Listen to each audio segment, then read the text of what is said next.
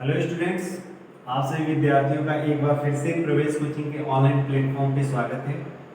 जैसा कि आप जान रहे हैं कि प्रवेश कोचिंग ने आप सभी विद्यार्थियों के लिए एक नई पहल की शुरुआत की है और इस पहल के तहत हम लोग मैथमेटिक्स का अध्ययन कर रहे हैं, जो कि आपके किसी भी कंपटीशन के एग्जाम के लिए बहुत ज़्यादा लाभप्रद होने वाली है।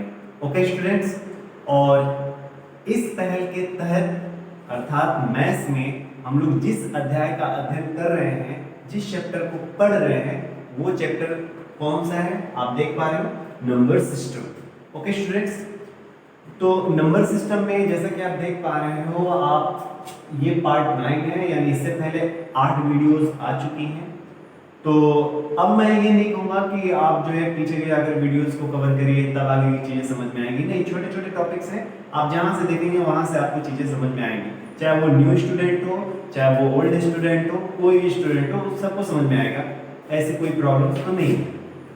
ओके, चलिए, प्रीवियस लेक्चर में हम लोगों ने डिविजिबिलिटी रूल पढ़ा था और डिविजिबिलिटी रूल में लगभग सभी रूल पढ़ लिए थे, लेकिन केवल 2 रूल्स बाकी थे और वो रूल थे rule of 7 and rule of 11। Okay student, तो आइए पढ़ते हैं।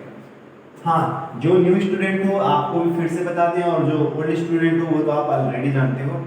जब भी हम टीचिंग करें तो टीचिंग करने के दौरान आपका कॉपी कलम आपके हाथों में नहीं होना चाहिए। मैं बार बार बता रहा हूँ, क्योंकि अगर आप इस तरह का काम करते हो तो केवल रद्दी कॉपी बनाओगे, नोट्स तो नहीं ये बनाओगे। समझ में आ रहा है ना? तो आइए ध्यान से इधर देखिए। हम लोग पढ़ेंगे रूल ऑफ 7। ओके स्टूडेंट्स, यानी 7 का नियम। ठीक, 7 का नियम। तो ऐसे में आपको बता दूं स्टूडेंट्स, 7 का जो नियम है ना वो सही नहीं है। उससे बढ़िया तो हम लोग भाग देकर जो है कैलकुलेशन कर सकते हैं। 7 का जो नियम है बहुत सही नहीं है, लेकिन फिर भी भाई जब डिविजिबिलिटी रूल पढ़ रहे हैं तो डिविजिबिलिटी रूल में इसको पढ़ना जरूरी भी है। तो आइए हम लोग देखते हैं। देखिए 7 का रूल क्या कहता है, इस बात को ध्यान में रखिए कि 7 का रूल क्या कहता है। 7 का रूल कहता है, यदि, मैं लिख दे रहा हूं आपके लिए, यदि किसी संख्या के अंतिम अंक के दुगने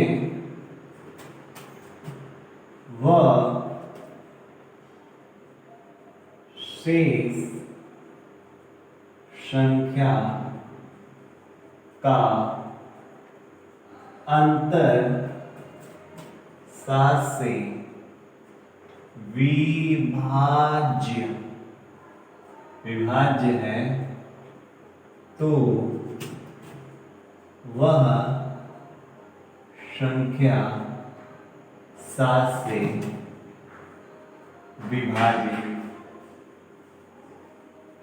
विभाजित होगी। है ना? जैसा कि आप देख पा रहे हो, क्या लिखा गया है, यदि किसी संख्या के अंतिम अंक यानी यूनिट डिजिट है ना, यूनिट डिजिट की बात कर रही है, लास्ट डिजिट की बात कर रही है, के दुगने, उसका डबल और उसके अलावा जो शेष नंबर है उसका, दोनों का अंतर जो है अगर 7 से विभाज्य है तो वह संख्या डेफिनेटली जो है 7 से क्या होगी, विभाजित होगी। जैसे मैं आपको बता रहा हूं, देखिए स्टूडेंट्स, मैंने जैसा कि आपको पहले ही बताया था कि जो नंबर सिस्टम है, नंबर सिस्टम एक्चुअल में इसमें बहुत ज्यादा टॉपिक्स हैं, बहुत ज्यादा टॉपिक हैं। आप चाहो तो नंबर सिस्टम को, अगर मेरा चले तो मैं तो कम से कम 20 से 25 लेक्चर इस पे आपको वो कर सकता हूँ, लेकिन उतना हम लोग नहीं जाएंगे। कोशिश मैं करूंगा कि अभी ये 9 वीडियो है ना, तो मैं कोशिश करूंगा कि 12-13 में खत्म हो जाए, और फिर उसके बाद 3 या 4 वीडियोस में जो है हो सकता है कि हम लोग प्रीवियस ईयर क्वेश्चंस को करें। तो इस तरह से लेकर कुल 16, हाँ लगभग 16 हो सकते हैं। ठीक है, हाँ अब देखिए ये डिविजिबिलिटी रूल है, इसके जस्ट बाद जो है हम लोग जिस टॉपिक को पढ़ेंगे वो है how to find the number of factors of a number. ठीक है ना, मतलब एक तरह से किसी भी संख्या के गुणनखंडों की संख्या कितनी होती है ये कैसे फाइंड करते हैं, और इससे जो है प्रीवियस ईयर पेपर्स में ढेर सारे क्वेश्चंस आते हैं, चाहे वो आपका पीसीएस में हो, चाहे वो आपका यूपीएससी में हो, या आपका सीटेट हो, टेट हो, सुपर टेट हो, अधिकतर जगह ये सब चीजें पूछी जाती हैं। ओके स्टूडेंट्स, तो आइए जल्दी से इसको पढ़ लेते हैं एंड देन जो है उसको फैक्टर्स वाला स्टार्ट करते हैं। तो देखिए, यदि किसी संख्या के अंतिम अंक के दोगुने, ठीक है, तो ध्यान से देखिए, मान लीजिए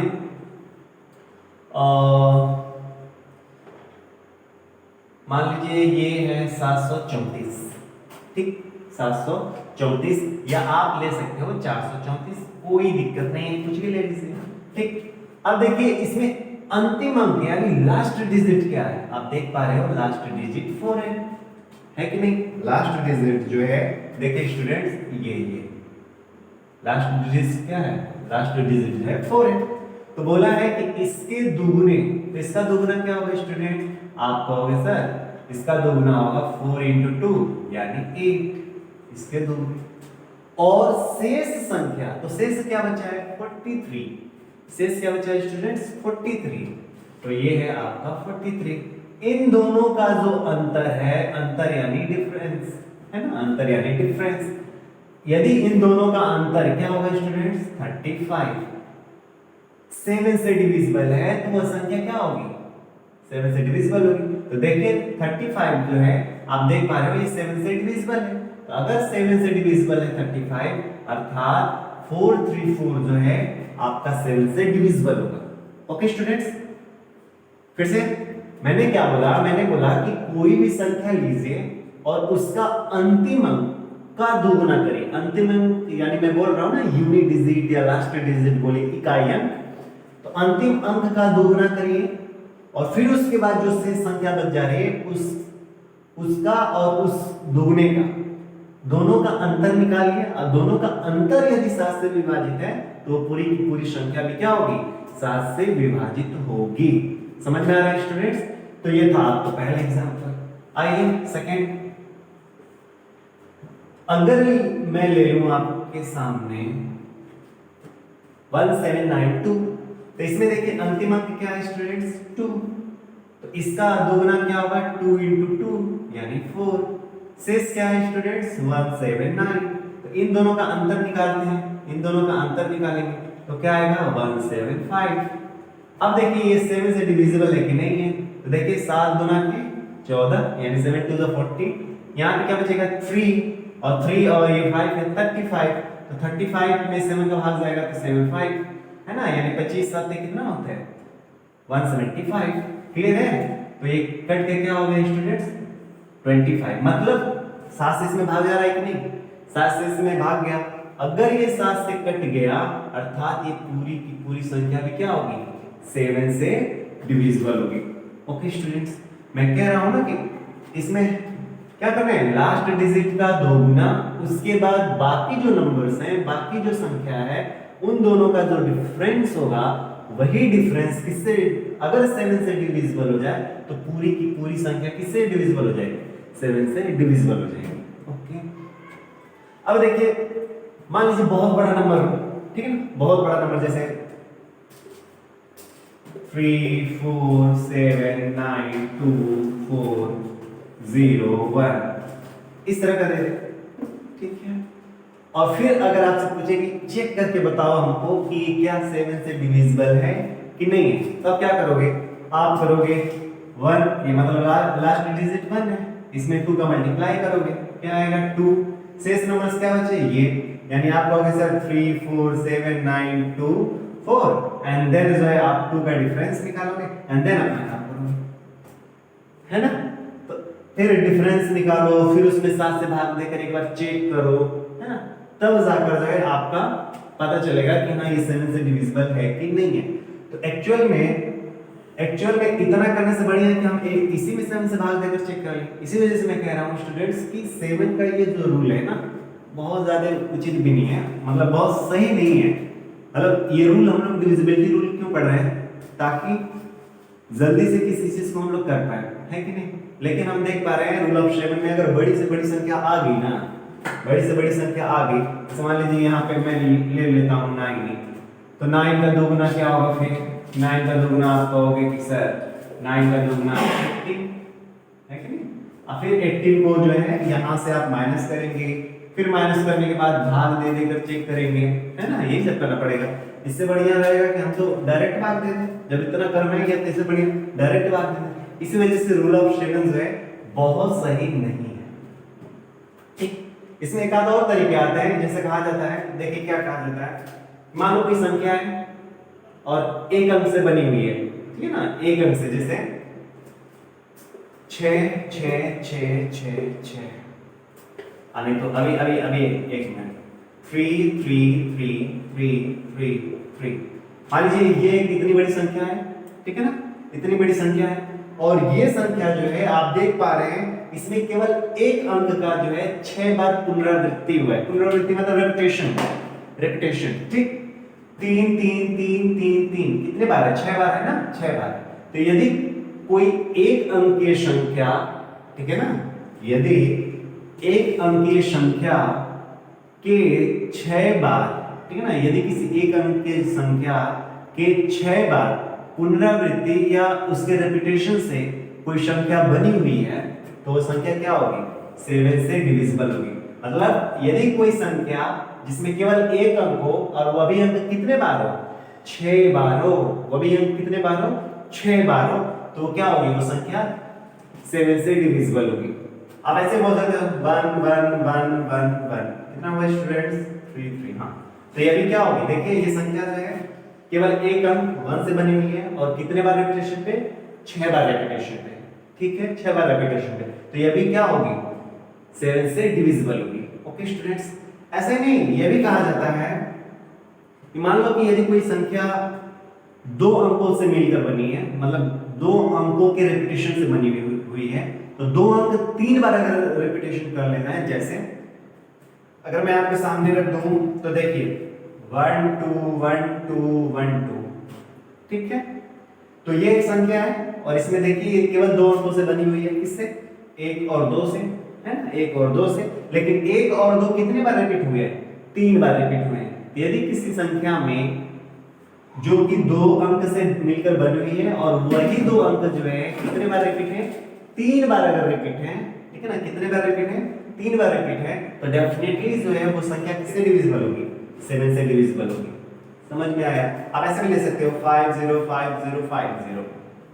तो देखिए 2 अंक है 5 0 और ये कितनी बार रिपीट हुआ है स्टूडेंट्स? 3 बार रिपीट हुआ है, तो ये भी क्या होगी? 7 से डिविजिबल होगी।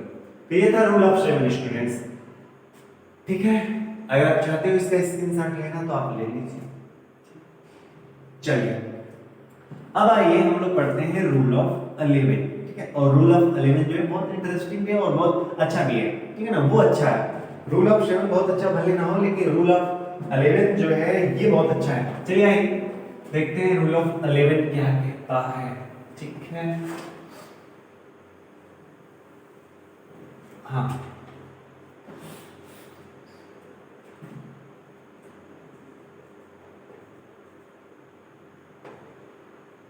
देखिए रूल ऑफ 11 क्या कहता है स्टूडेंट्स? ये हमको ये कहता है कि यदि किसी संख्या के एकांतर स्थान पर, मैं लिख दे रहा हूं पहले फिर उसके बाद बता रहा हूं, यदि किसी संख्या के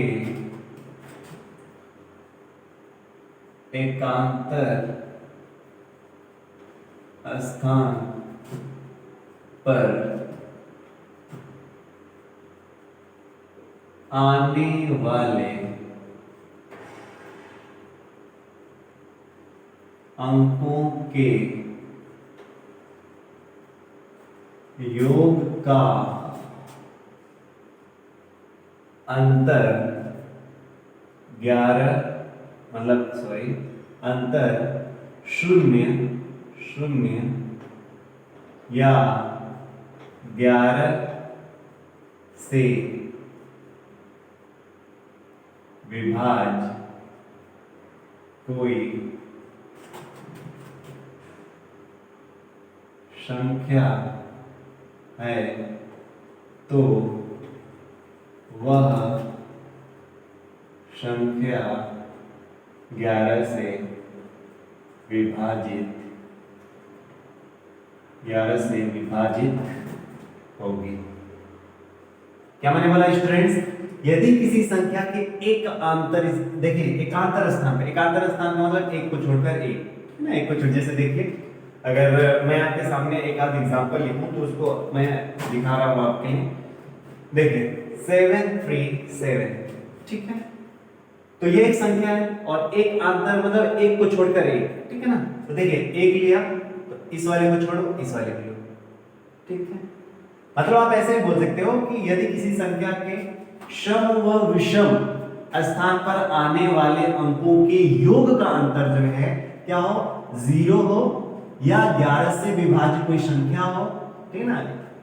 मैं यहां पे लिख दे रहा हूं संख्या हो तो वह संख्या क्या होगी, 11 से विभाजित होगी, ठीक है ना, सम या विषम स्थान पे। तो देखिए विषम स्थान तो ये है और सम स्थान ये है, इन दोनों का अंतर निकालते हैं। तो देखिए विषम स्थान पे कौन कौन आ रहा है, 7 आ रहा है और फिर 7 आ रहा है, तो इनका योग क्या होगा 40। ये विषम स्थान पर आ रहा है, विषम स्थान पर, ठीक। और फिर ये 3 जो है आप देख पा रहे हो सम स्थान पर आ रहा है, तो और कोई सम स्थान पे है ही नहीं, 3 है। दोनों का अंतर यदि 0 या 11 से विभाज्य कोई संख्या हो तो कंप्लीटली वो संख्या क्या होगी, 11 से डिविजिबल होगी। तो जैसे चेक करिए 14 एंड 3 का डिफरेंस क्या होगा स्टूडेंट, 11, और 11 जो है क्या 11 से विभाज्य नहीं है, 11 जो है 11 से विभाज्य है। इस वजह से हम लोग कह सकते हैं कि 737 जो है क्या होगा, 11 से विभाजित होगा। ओके स्टूडेंट्स, 11 से क्या होगा, विभाजित होगा, ठीक। आइए नेक्स्ट चेक करते हैं पहला एग्जांपल। दूसरा एग्जांपल आप ले सकते हो 13 2 44, ठीक, 13 2 4 4, ठीक है। अब थोड़े ध्यान से देखिए एकांतर स्थान पर है, तो देखिए पहले मैं इसको थोड़ा सा बड़ा करके लिखूं 1 3 2 4 एंड 4। तो देखिए ये एक, फिर एक छोड़कर जो है ये, और फिर एक छोड़कर जो है ये, ठीक। यानी आप बोल सकते हो कि सर ये ऑड है, ये भी ऑड, मतलब ऑड नहीं है ये, तो अब ऐसा नहीं ले लेने की सर 1 तो ये ऑड है 2 तो ऑड नहीं, वो नहीं, ऑड प्लेस में बात कर रहा हूं, ऑड प्लेस की मैं बात कर रहा हूं, या एक अंतर स्थान एक को छोड़कर, ठीक। तो देखिए ये भी ऑड प्लेस पर है, ये भी ऑड प्लेस पर है और ये भी ऑड प्लेस पर है। इवन प्लेस पे कौन कौन है, जो बाकी के हैं वो इवन प्लेस पे। तो ऑड प्लेस पे आने वालों का योग निकालिए, 1 प्लस 2 प्लस 4 कितना होगा स्टूडेंट्स, 4 2 6 एंड 7। अब देखिए इवन स्थान पे आने वाले कौन है, 3 प्लस 4, 3 प्लस 4 कितना होगा 7। दोनों का अंतर, तो दोनों का अंतर देखिए, दोनों का अंतर क्या होना चाहिए, या तो 0 होना चाहिए या 11 से विभाजित कोई संख्या होनी चाहिए, ठीक है स्टूडेंट्स। अगर ऐसा है तो अभी संख्या क्या होगी, 11 से विभाजित होगी। तो आप देख पा रहे हो ये क्या हो गया, 0 हो गया ना, 0 हो गया। अगर ये 0 हो गया तो डेफिनेटली जो है ये संख्या क्या होगी, 11 से विभाजित होगी। ओके स्टूडेंट्स, ये 11 से विभाजित होगी। आइए एक और एग्जांपल लेते हैं, थोड़ा सा बड़ा, ज्यादा नहीं, ठीक है। 57 60 238, देखिए 57 60 238 बड़ा है, पेपर में इतने बड़े बड़े पूछे भी जाएंगे, ये तो आपको समझाने के पर्पस से है। यहाँ से क्वेश्चन इस तरह से रहेगा, बड़े बड़े रहेगा, ठीक है ना। और उसमें एक आध जो है मैं बताऊंगा कैसे कैसे क्वेश्चंस आते हैं, ये सब चीजें मैं बताऊंगा जब आपको प्रीवियस ईयर क्वेश्चंस कराएंगे ना स्टूडेंट्स, सब चीजें क्लियर हो जाएंगी। बस यहाँ पे आपका कांसेप्ट बस क्लियर होना चाहिए, ठीक है ना। और रूल ऑफ 11 को थोड़ा सा इंपॉर्टेंट भी आप कर सकते, थोड़ा भी बहुत ज्यादा इंपॉर्टेंट है, क्योंकि रूल ऑफ 11 से जो है कई बार क्वेश्चन पूछा गया है, ठीक है ना। रूल ऑफ 11 से क्वेश्चन पूछा ही जाता है, ठीक। तो रूल ऑफ 11 बहुत ज्यादा इंपॉर्टेंट है स्टूडेंट्स। अब देखिए यहाँ पे इसको थोड़ा सा और बड़ा हम लोग लिखेंगे स्टूडेंट्स, 5 7 6 0 0 2 3 8, ठीक है। तो देखिए एक के बाद एक, यानी ऑड प्लेस पे ये, ऑड प्लेस पे ये, ऑड प्लेस पे ये, ऑड प्लेस पे ये, ठीक है। इन दोनों का सम निकाल, मतलब इन सब का सम निकालिए, 5 प्लस 6 प्लस 2 प्लस 8 है ना। तो देखिए 8 2 10, 10 6 16, 16 और 5 21, 21 21 क्या हुआ स्टूडेंट्स 21। अब देखिए इवन प्लेस पे कौन कौन है 7 0 एंड 3, 7 प्लस 0 प्लस 3 है ना। अब ध्यान से देखिए ये कितना हो जाएगा स्टूडेंट्स 10, सॉरी मैं 30 लिख रहा हूँ, बोल रहा हूँ 10 और 30 लिख रहा हूँ है ना। अब देखिए दोनों का अंतर क्या होना चाहिए 21 माइनस 10, दोनों का अंतर देखिए क्या है 11, और 11 11 से डिविजिबल है कि नहीं। मैंने बोला था कि या तो शून्य है या 11 से कोई डिविजिबल नंबर है, तो 11 से डिविजिबल ये है, और यदि ऐसा है तो पूरी की पूरी संख्या क्या होगी 11 से डिविजिबल होगी, तो ये पूरी की पूरी संख्या क्या होगी 11 से डिविजिबल होगी है ना। तो अब एक क्वेश्चन मैं आपको दे रहा हूं, आप जो है ट्राई कर लीजिएगा स्टूडेंट। 2 3 5 6 2 3 5 6 4 3 1, ये आपके लिए है स्टूडेंट्स 2 3 5 6 4 3 1। इसको आप चेक कर लीजिएगा और कमेंट करके बताइएगा 11 से डिविजिबल है कि नहीं। ओके, तो ये था स्टूडेंट्स रूल ऑफ एलिमेंट, और यदि इसमें कोई भी डाउट होगा, मैं कह रहा हूँ 7 वाला बहुत ज्यादा इंपॉर्टेंट नहीं है, बट ये बहुत आपके लिए इंपॉर्टेंट है, ठीक है ना। तो इससे संबंधित अगर कोई भी डाउट होगा तो यू मे आस्क, ठीक है। आइए डिविजिबिलिटी रूल तो खत्म हो गया। अब रूल ऑफ, बहुत लोग बोलते हैं रूल ऑफ सर 12 क्या होते हैं, रूल ऑफ 12 में कुछ है नहीं स्टूडेंट्स। जैसे आपने रूल ऑफ 6 पढ़ा ना, रूल ऑफ 6 क्या कहता है, जिसमें 2 का भाग जाए व 3 का भाग जाए वो क्या होगा 6 से भी डिविजिबल होगा। उसी तरह से इस रूल ऑफ 12 में क्या बोला जाता है, जिसमें 3 का भाग जाए और 4 का भाग जाए, दोनों का जाए, मतलब ऐसा नंबर जो 3 से भी डिविजिबल हो 4 से भी डिविजिबल होगा, तो डेफिनेटली किससे डिविजिबल होगा 12 से डिविजिबल होगा, ठीक है ना। तो इसको बहुत जानने की जरूरत नहीं है, जहां तक हमने बताया केवल उतना जो है आपके लिए बहुत ज्यादा इंपॉर्टेंट है। ओके स्टूडेंट्स, तो चलिए आइए हम लोग पढ़ते हैं नंबर सिस्टम का बहुत ही इंटरेस्टिंग टॉपिक है, और वो टॉपिक है, आप अगर जानते होंगे तो अच्छी बात है, नहीं जानते तो कोई बात नहीं है, वो है आपका फैक्टर्स। और फैक्टर्स कैसे किसी संख्या के फैक्टर्स निकालते हैं ये हम लोग सीखते हैं। ओके, आइए, ये टॉपिक बहुत इंटरेस्टिंग है स्टूडेंट, और यहाँ से क्वेश्चन हर साल पूछे जाते हैं कहीं ना कहीं पेपर में, खासकर जो कंपटीशन वाले स्टूडेंट्स हो उन विद्यार्थियों के लिए। ठीक है, थोड़ा सा मैं आपको बड़ा कर देता हूँ। ठीक है, फैक्टर्स यानी आप बोलते हो गुणक, खंड, या इसी को आप क्या क्या बोलते हो गुणक, गुणक भी बोलते हो बहुत स्टूडेंट, या इसी को आई थिंक आप बोलते हो अपवर्तक। क्या बोलते हो आप स्टूडेंट्स, अपवर्तक, ठीक है ना। फैक्टर ही क्या होता है, आपका डिवाइजर होता है, ठीक है ना। फैक्टर ही आपका क्या होता है, डिवाइजर, यानी आप इसको एक और भी नाम दे सकते हो भाजक। क्या नाम दोगे, भाजक। फैक्टर्स एंड डिवाइजर सेम है, ठीक है, अलग नहीं। अब ध्यान से देखिए, अब डिवाइजर से तो तुरंत आपके माइंड में आ गया होगा सर डिवाइजर क्या होता है, डिवाइजर क्या होता है। अब देखिए मैं ऑफलाइन क्लासेस में बहुत से बच्चों को अगर थोड़ा सा पूछ देता हूं तो फिर बच्चों को लगता है कि मैंने बहुत बड़ी चीज पूछ दी, जबकि ये सब चीजें हम लोग बचपन से पढ़ते आते हैं, है कि नहीं। मैं बोलता हूं कि ऐसे आपने भाग दिया होगा, तो यहाँ पे कुछ होता था, यहाँ भी कुछ होता था, यहाँ भी, और फिर अंत में भाग देने पर यहाँ पर भी कुछ होता था, है ना। इन प्लेसेस का क्या नाम है, अधिकतर स्टूडेंट्स नहीं बता पाते हैं इसको, मतलब भूल गए सब। जिसको सीख कर जो है आप इतने आगे आए, फिर पीछे की सभी चीजों को आप जो है डिलीट करते गए माइंड से, ऐसा नहीं है, ठीक है ना।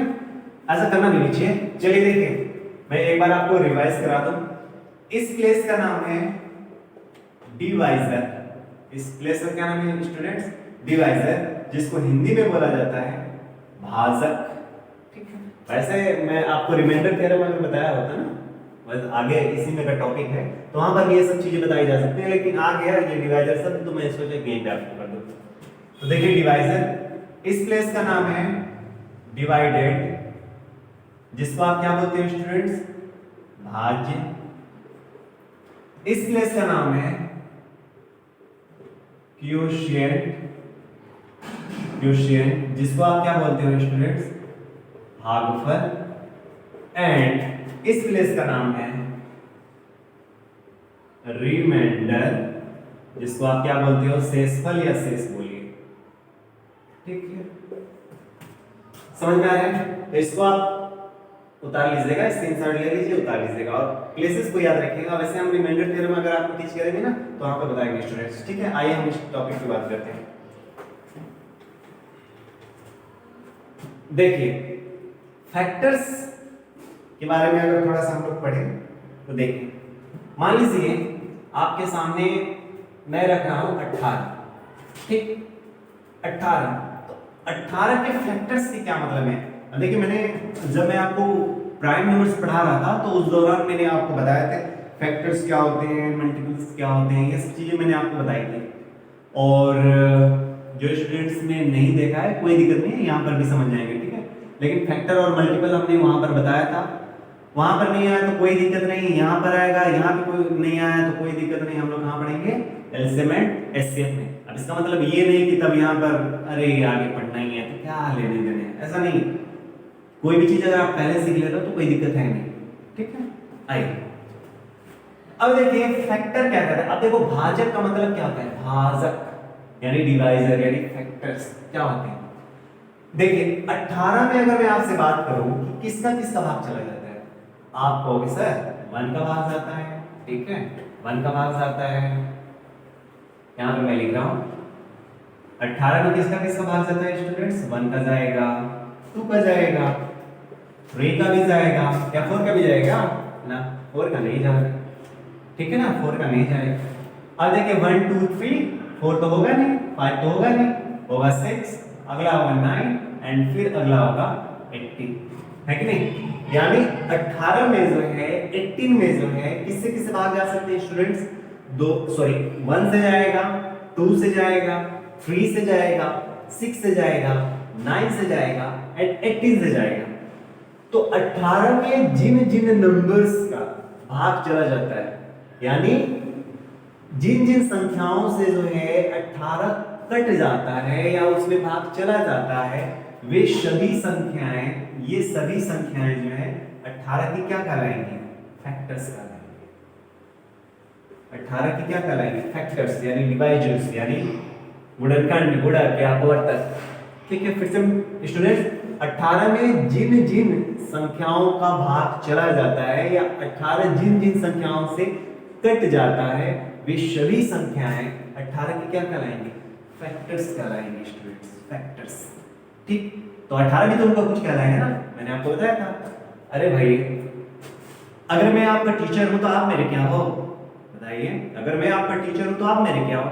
स्टूडेंट। तो उसी तरह से अगर 18 जो है 1 2 3 6 9 18 का क्या है? सॉरी, 1 2 3 6 9 18 जो है ये क्या है? 18 के यदि फैक्टर्स हैं तो 18 भी तो इनका कुछ ना कुछ होगा ना, 18 भी तो इनका कुछ ना कुछ होगा ना। तो उसी को बोला जाता है स्टूडेंट्स मल्टीपल्स। मल्टीपल्स, और मल्टीपल्स को क्या बोलते हैं स्टूडेंट्स? गुणज। क्या स्टूडेंट्स? गुणज। क्लियर है? कोई डाउट है? नहीं, हमें यहाँ पे मल्टीपल्स वगैरह का तो कुछ बात नहीं करनी है, फैक्टर से संबंधित बात करनी है। ठीक है, आइए देखिए स्टूडेंट्स, यहां पर अगर मैं आपको बात करूं कि 18 के कितने फैक्टर्स हैं, 18 जो है 18 के कितने फैक्टर्स हैं, तो आप देख पाएंगे 18 के जो है 6 फैक्टर्स हैं। 18 के कितने फैक्टर्स हैं? 6 फैक्टर्स हैं। ठीक है, तो 18 के 6 फैक्टर्स हैं।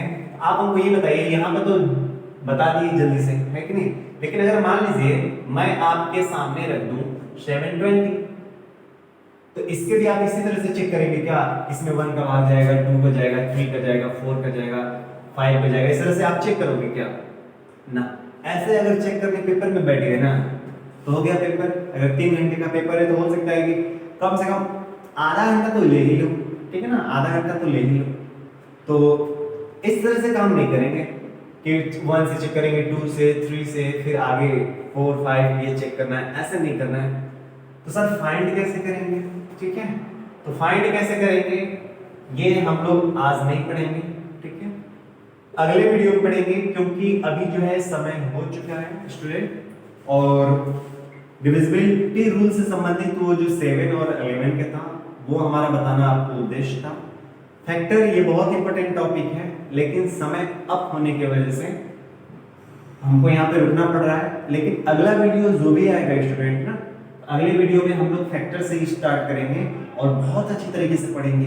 रट कर नहीं पढ़ना है आप सबको। मैं तो अब उतने दिन से पढ़ा रहा हूँ, आपको चीजें समझ में आ ही रही होंगी। हम लोग कोई भी चीज रट नहीं रहे हैं, ठीक है ना। और आगे भी जो भी टॉपिक्स पढ़ेंगे विद कंसेप्ट पढ़ेंगे, कंसेप्ट के साथ पढ़ेंगे, बढ़िया से पढ़ेंगे, ताकि मैथ्स, मैंने आपको बोला है ना कि मैथ्स के भय को भगाना है, ठीक है। और देखिए मैथ्स के भय को तभी हम लोग भगा सकते हैं अगर हम आपको समय दे रहे हैं, तो आपको भी चाहिए कि आप अपने आप को समय दीजिए। मेरा वीडियो तो आप आधा घंटा 1 घंटा हो सकता है आप ऐसे करके देखो, लेकिन उसके बाद आप ही को मेहनत करनी है, क्योंकि सीखना किसको है? आपको। तो मेहनत कौन करेगा? आपको। टारगेट किसका है आगे जाने का? आपका। मेहनत कौन करेगा? आप ही करोगे ना, है ना। तो इस चीज को समझिए और लक्ष्य से भागिए नहीं। अगर आपने कोई टारगेट बनाया है, कोई लक्ष्य बनाया है कि हमको लाइफ में ऐसा कुछ करना है, तो आप बनाए हो तो आप ही को तो मेहनत करना पड़ेगा ना। अब कोई दूसरा तो थोड़े नहीं आएगा। अगर इस तरह से रहता तो शायद दुनिया में कुछ ही लोग बस काम करते, बाकी लोग तो बस वही बेड पे लेटे रहते, है ना, या फालतू काम करते हैं। अगर इस तरह का रहता कि मेरे बकरे का जो काम है वो दूसरा कोई करे और मेरे को फायदा हो, तो ऐसे तो नहीं है ना। तो अगर आपको सफल होना है तो आपको तो मेहनत करनी पड़ेगी, है ना। आप बच नहीं सकते। जिन विद्यार्थियों को लग रहा होगा कि नहीं हम लोग तो बच सकते हैं, देखिए जिंदगी का ये रूल है, अगर आज नहीं मेहनत करोगे तो कल तो आपको मेहनत करवाएगी, जिंदगी आपसे करवाएगी। आज करवा नहीं रही है, आज आपको भरपूर समय दी है कि आप कर लो, ठीक है ना। आप जैसे चाहते हो वैसे कर लो, लेकिन अगर आप आज समय का सही से उपयोग नहीं करोगे, दुरुपयोग कर रहे हो, डेफिनेटली जो है आने वाले समय में जिंदगी आपको करवाएगी और आपको करना पड़ेगा और आप बच नहीं सकते इन सब चीजों से, ठीक है ना स्टूडेंट्स। तो सीखना आपको है, टारगेट आपका है, तो मेहनत से तो पीछे हटना ही नहीं है स्टूडेंट्स। ओके स्टूडेंट्स, तो अगले वीडियो में हम लोग फैक्टर से ही शुरुआत करेंगे और बहुत अच्छी तरीके से पढ़ेंगे, ठीक है। और जो भी वीडियो जा रहे हैं स्टूडेंट्स, आपका कमेंट्स आने बहुत ज़रूरी है, ठीक है ना। कमेंट्स आने आपके बहुत ज़रूरी हैं। और कल एक वीडियो नहीं गया था स्टूडेंट्स, तो कुछ अपने पर्सनल इश्यूज थे और पर्सनल इश्यूज की वजह से ही हमने आपको कल एक लेक्चर नहीं दे पाया, तो उसके लिए सॉरी स्टूडेंट्स। बट मैं कोशिश करूँगा कि आपको जो भी मतलब हफ्ते में एक दिन छोड़कर, संडे को स्टूडेंट्स मैं टीच नहीं करता, संडे के दिन जो है हम लोग बहुत ज़्यादा व्यस्त रहना पड़ता है, और एक दिन तो मिलता है ना, क्योंकि 7 डेज में 6 डेज तो एकदम लगातार क्लासेस चलते रहते हैं स्टूडेंट्स। तो इस वजह से 7वां दिन होता है उस दिन हम लोग रुकते भी हैं, लेकिन रुकने का मतलब ये नहीं कि हम लोग बहुत रेस्ट करते हैं, उस दिन और ज़्यादा मेहनत करना पड़ जाता है, ठीक है। कई तरह के कार्य करने पड़ते हैं आप ही को लेकर, ठीक है। तो इतना ही है स्टूडेंट्स आज के, और मैं कोशिश करूंगा कि आगे कोई वीडियो रुके नहीं, लेकिन अगर रुक रही है तो मैं जरूर आपको आकर बताऊंगा कि वीडियो क्यों रुक रहा है स्टूडेंट्स, ठीक है स्टूडेंट्स। तो आज के लिए इतना ही, और हंसते रहिए, मुस्कुराते रहिए, बढ़िया से पढ़ते रहिए और लोगों को इन्फॉर्म भी करिए इस पहल के बारे में, ठीक है। तो ओके स्टूडेंट्स, बाय बाय।